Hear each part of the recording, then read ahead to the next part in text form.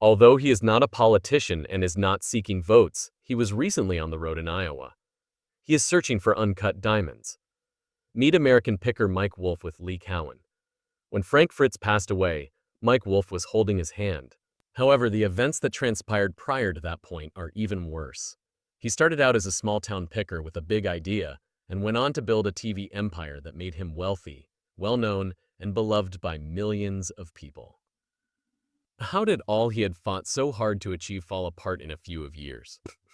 We will uncover secrets that will cause the entire television industry to collapse. A picker who went too far. Picking antiques wasn't all Mike Wolfe was doing. He was searching for America's lost soul. There was more to the highway junkyards, the cellar, and the barns than just rusty finds. History murmured in those spaces, and it was Wolfe who paid attention. However, celebrity has a peculiar way of altering the rules. What started out as a passion for lost things quickly grew into a machine so large that it destroyed the very spirit that gave rise to it all.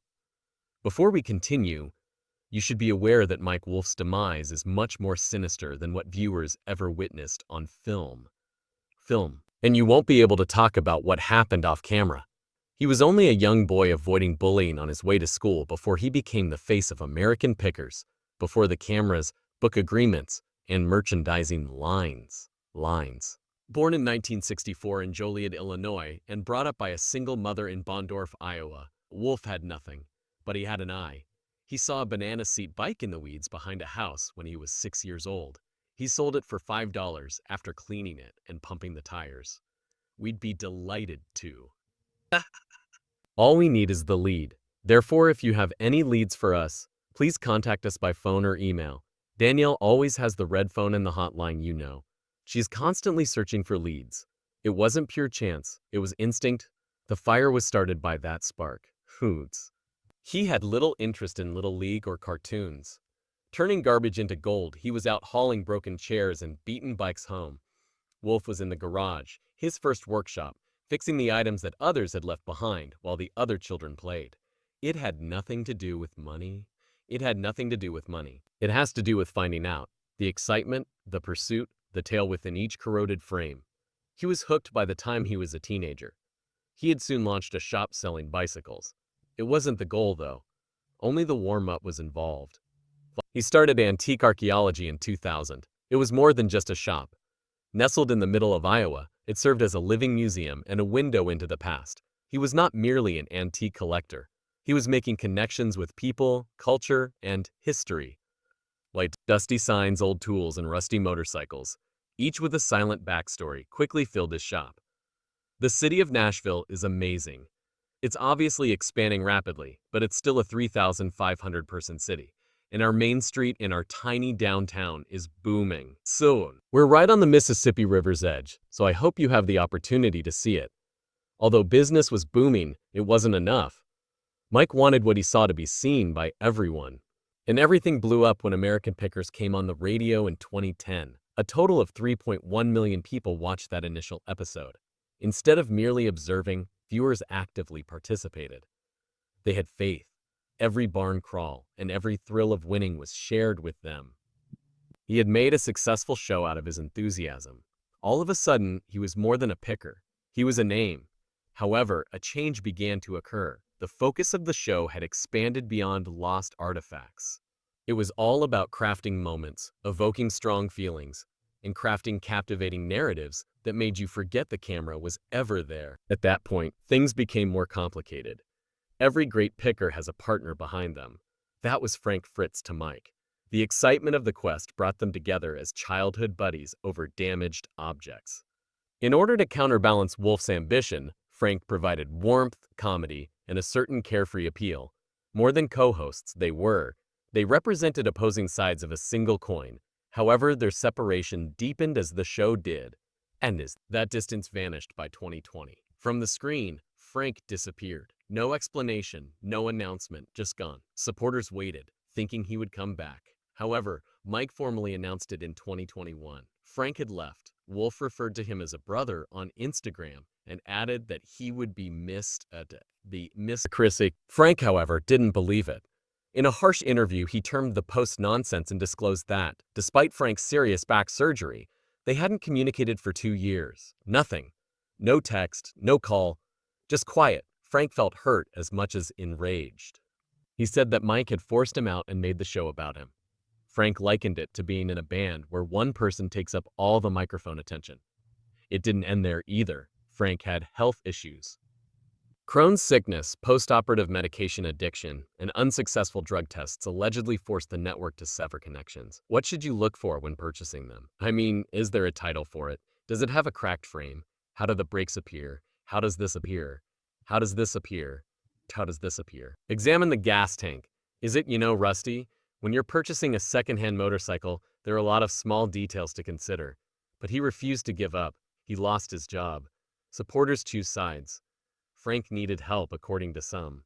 Mike was blamed by others. The last blow, however, came next. Frank had a big stroke in July 2022. He never got better. He died on September 30th, 2024, at the age of 60.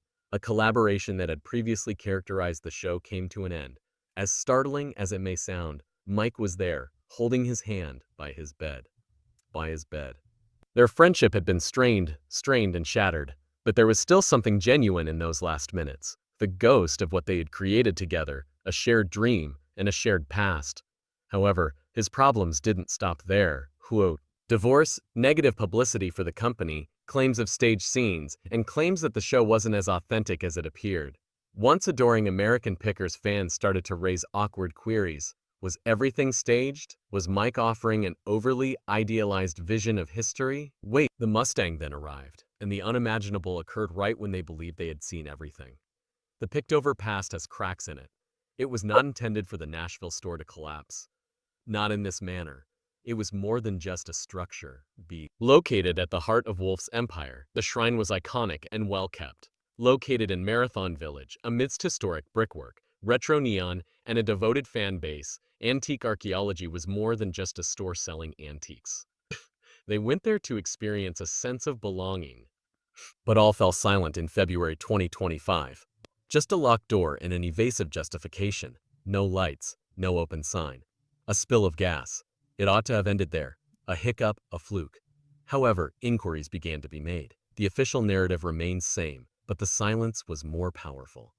Where was the date of the reopening? Why was the man who had made a living telling stories silent? There was no sense of repair. It had the feel of a warning. At that point, people started to question whether American Pickers' heart had finally ceased beating. The leak wasn't the only issue. The time was crucial. The ratings were declining. There were less reviews, and the narrative he had been telling America seemed to be slipping away for the first time in years. The irony couldn't be harsher for a man who made his name on identifying broken and beautiful objects. His own universe was beginning to unravel. Already, 2024 had taken its toll. Frank Fritz was no longer there. In 2023, they enjoyed a modest, private, and nearly sacred reunion. It was incredibly difficult for Frank and me to start this because we had never been on camera before. I'm unable to watch the first, second, and third seasons. Grief has a way of bringing up old wounds, so I can't see myself on video. Mike had written a moving ode to Frank, referring to him as a dreamer. However, it was too little, too late for a lot of fans. Years had passed since the damage was done. Even though his memorial briefly gained popularity, it didn't patch the years-long cracks that had developed behind the scenes. It wasn't the only fracture, though. In the background, Mike's private life had been silently leaking. He divorced his wife Jada in 2020. Abruptly gone was the woman who had supported him during her fight against cancer, who had persevered through stage 2 non-Hodgkin's lymphoma and emerged victorious. It ended by December 2021. The divorce was finalized. The figures are harsh. Jad took home 2 houses, profits from the show, more than $5.08 million, and primary custody of their daughter, Charlie. Mike remained silent. He didn't criticize her in the media. He said nothing. Fans, however, were aware. It was evident in the shift, the Instagram updates, and the decrease in his public appearances. Additionally, he started talking less about himself and more about his objective in his interviews. He claimed that in order to close his circle and safeguard what was truly important, he wanted to concentrate on deep connections. However, there was more going on beneath that contemplative tone. a man trying to hold together a life that seemed to be falling apart more quickly than he could fix it. Vendo. He shared pictures of himself and his girlfriend Leticia, clean celebrating his 60th birthday in the same year. There was cake, good words, and smiles. However, there was something phony and flimsy about it, as if someone was trying to remind himself in the world that everything was okay, that the engine was still running, and that the road was still ahead. Now, however, the road was more difficult. The bits that we placed here, some of it may appear completely arbitrary, but if we integrate them into the structure and business, they will make sense. There are many layers here, as you can see. As people look at this stuff, I want them to feel as though they must peel back the layers, not so much with their hands, but visually. Because another storm was brewing in Columbia, Tennessee. Mike had begun his passion for preservation with the best of intentions. He didn't merely purchase historic structures. He gave them a new mission. He paid $700,000 for a historic house in 2022. He spent more than $1 million fixing it. He built a 2-lane guest house, launched a bike shop, and purchased more properties while adhering to the original plan. A living homage to America's lost history, it was a dream.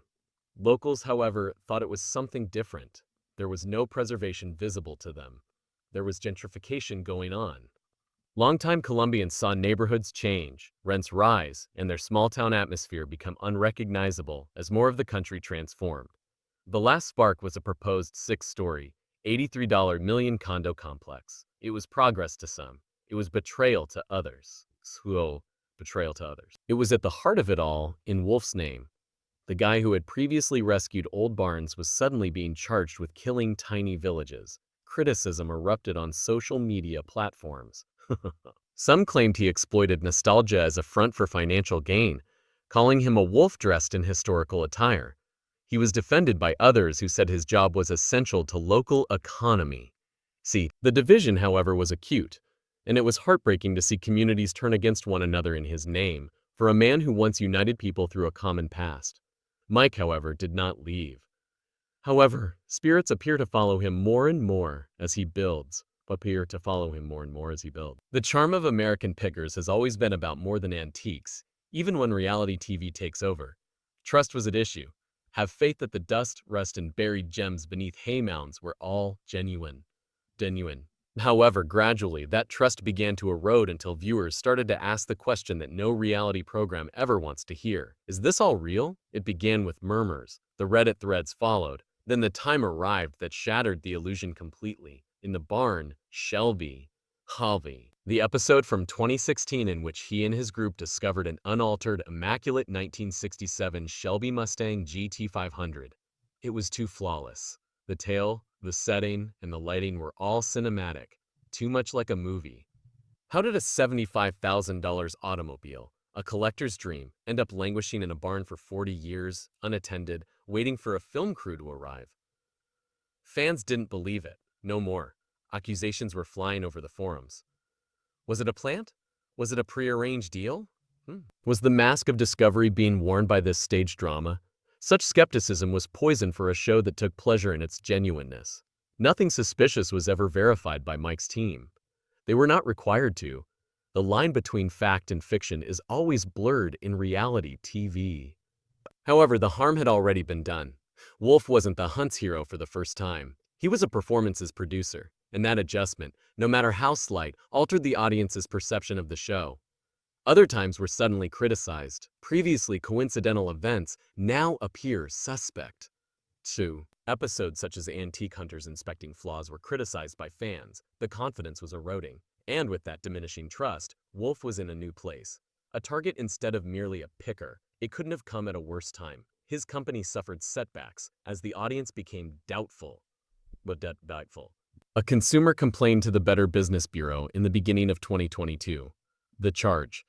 In order to purportedly sell the same item to a higher bidder, Antique Archaeology canceled their confirmed online transaction. They said it was a technological error, but the customer wasn't happy.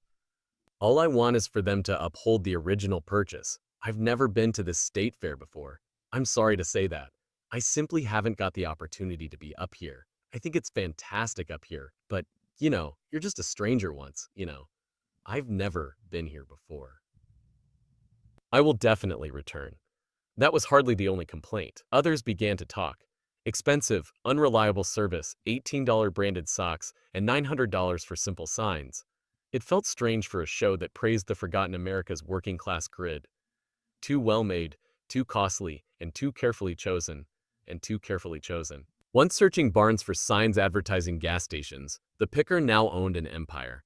Furthermore, nobody knew if he could still recall his starting point. It was more than simply costs, though. It was the atmosphere. The brand of American Pickers has turned into a machine. For posters, merchandise, t-shirts, and businesses that seemed more like themed attractions than real stores. That change felt like a betrayal to some supporters. They failed to notice the dirt beneath the fingernails, la festa, the clumsy road journeys, the unpleasant encounters with overalls and eccentric collectors. Instead, they had Instagram-worthy moments and meticulously manicured aesthetics in a Wolfe who appeared more like a CEO than a storyteller. Mike didn't say anything during it all. Like didn't say anything during it all. Just more posts, more projects, more movement. No dramatic interviews, no major defenses. However, the serene detachment and quietness simply served to fan the flames. People were looking for answers, rather they received hashtags and antiques. At the same time, Wolfe's influence was changing the once peaceful little town of Columbia, Tennessee. A few residents applauded. Travel increased, the money came in. Others, however, saw a different image. Boutique rentals and historic homes. Souvenir shops replaced storefronts. Brick by brick, the skyline transformed into an unfamiliar scene. Under the pretense of restoration, the man who had formerly preserved history was now charged with deleting it. When word leaked out about the $83 million condo construction, the controversy surrounding Wolfe's involvement in Columbia reached a ferocity. A community founded on simplicity is dwarfed by 6 floors of contemporary opulence. Preservation was not what that was. That was change. And it made people frightened. Wolfe maintained that his goals were honorable and that history could coexist peacefully with advancement. Intentions, however, were irrelevant to the critics. Impact was important to them. Through the vast backyard of Nashville, he started programs targeted at places with fewer than 5,000 inhabitants. Infrastructure, marketing, and grants. Preserving the towns before they vanished was the aim. It was honorable. It was necessary. But there was a catch. Greater influence, ownership, and control. For some, it was a rescue. For others, it was a takeover. The motorcycles followed. It wasn't a loss. Reinvention was the term. Because he was still burrowing behind the brand, the fame, the mounting criticism, and the waning show. The final choice. Witnessing a guy turn into the very thing he once attempted to defend has a heartbreaking quality. He began as a representation of perseverance, fortitude, and the ability to uncover trash and treasure. When no one else was interested, he revived abandoned items to earn a living. However, as the years went by, something changed. His life now appears to be worn out on the edges. His tale has a dusty air to it, and whether he can discover another significant piece of history is no longer a doubt when the lights go out on American Pickers. Whether he still belongs in it is the question. The changes are obvious and not subtle. American Pickers announced a fresh filming run in South Carolina at the beginning of 2025. Locals were invited to submit their most unique heirlooms, strangest antiques, and finest anecdotes as part of the producer's appeal for new collections. On paper, everything seemed to be going according to plan. Behind the scenes, however, this was a risky attempt to breathe new life into a show that had lost its dominant position in the ratings. The audience was getting older, worn out, and possibly even gone, and the nostalgia was waning. Therefore, as Pickers limped on, he shifted his attention outward, focusing on Columbia Motor Alley, 2 lanes, his lifestyle brand inspired by road trips, restoration projects in Iowa and Tennessee, motorbikes, books, teaching youngsters about history, and the kind of methodical, slow effort that is significant without a camera team. You can hear it if you pay close attention. The transition from aspiration to introspection. That transition was reflected by a low-key celebration of his 60th birthday in late 2024. There was only a tiny group and no ostentatious parties or public shows. There were a few postings, a few grins, and his girlfriend Leticia by his side. But there was more going on behind it all. The road in front of you is shorter than the one behind you, and for him, that meant accepting the decisions that led him to this point. I adore this site because it takes me back to my childhood. We used to build tree forts when we were little. The underground forts were something we used to do. All of that has been elevated to a new level by Ron, really. That required dealing with the scandal, as supporters continued to debate whether he sold Columbia or saved it, whether Frank Fritz was treated properly or simply ignored, whether American Pickers was about history or just money, and whether his Nashville store's closing was indeed a temporary gas leak or a covert escape scheme. However, despite all the criticism and public attention, Mike never lost his temper. He made no defense. No one was dragged through the mud by him. He simply continued to move. That's the job of pickers. They are drivers. They look. They continue. In many respects, he has turned into a reflection of the exact antiques he has always hunted, even though the past still clings to them like rust on chrome. Weighed down by history, they are beautiful in their imperfections. Still, it's worth protecting.